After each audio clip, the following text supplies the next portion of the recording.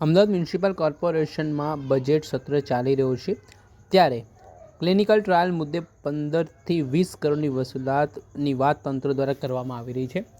જોકે હજુ સુધી ડૉક્ટર પાસેથી માત્ર 35 લાખ રૂપિયા વસૂલવામાં આવ્યા છે। પૈસા વસૂલ્યા સિવાય કોઈ ખાસ કામગીરી કરવામાં આવી નથી। શું પૈસા વસૂલ લેવાથી ગુનો માફ થઈ જાય છે? ક્લિનિકલ ટ્રાયલમાં 2 વ્યક્તિઓના મોત થયા છે છતાં તંત્ર ચૂપ હોવાના દાવા છે તે કોંગ્રેસના કોર્પોરેટર રાજશ્રીબેન કેસરીએ કરતા રાજકારણ ગરમાયું છે। પહેલાં તો સાંભળો આપ શું કહી રહ્યા છે કોંગ્રેસના કોર્પોરેટર રાજશ્રીબેન કેસરી। મારી પાસે 14 ડોક્ટરો છે। ડીવાયએમસી સાહેબે પ્રેસ કોન્ફરન્સ કરીને એવું કહ્યું હતું કે 18 થી 20 કરોડ રૂપિયાનું કૌભાંડ થયું છે। જ્યારે મારી પાસે આજે આ માહિતી છે, આ માહિતીમાં એ લોકો 14 ડોક્ટરે ફક્ત ને ફક્ત 35 લાખ રૂપિયા ભર્યા છે। દેવાંગ રાણા કે જેના 58 કે 60 લાખ રૂપિયા છે, દેવશ શુક્લ કે જેના 94 લાખ રૂપિયા છે। બાકીના પૈસાનો કોઈ જતો પતો નથી કે ક્યાં વપરાણા, કયા કોર્નરમાં ગયા કે કોના ખાતામાં ગયા। આ વસ્તુની કોઈ જ માહિતી અમદાવાદ મ્યુનિસિપલ કોર્પોરેશન પાસે નથી।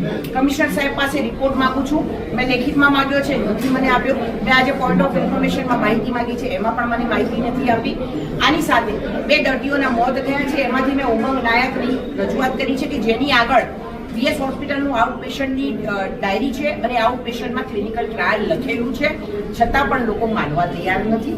આ વસ્તુ બતાવે છે કાં તો આ વીએસ હોસ્પિટલની આઉટ પેશન્ટની ડાયરી ખોટી છે, કાં તો વોટ્સઅપ કોલ ખોટો છે। 2 વસ્તુમાં તમે સમજી શકો, કાં તો વીએસ હોસ્પિટલની ડાયરી ખોટી છે। હું આજે એ જ કહીશ કે અત્યારે 18 થી 20 કરોડના કૌભાંડમાં ફક્ત 35 લાખ રૂપિયા જેટલા પકડાયા અને બાકીના પૈસાનું થયું શું આપણી અમદાવાદ શહેરના નગરજનો આપણી પાસે આ જવાબ નહીં માગે કે 18 કરોડ રૂપિયાનું કૌભાંડ ક્યાં વપરાયું? આ મુદ્દે જ મારા આજે પ્રશ્નો હતા અને આજ મુદ્દે આજે સુધારો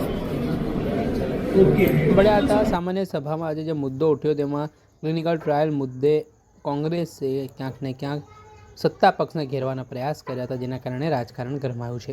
દર્શક મિત્રો, આવા જ વિડીયો જોવા માટે એન કવરેજ ન્યૂઝ જોતા રહો।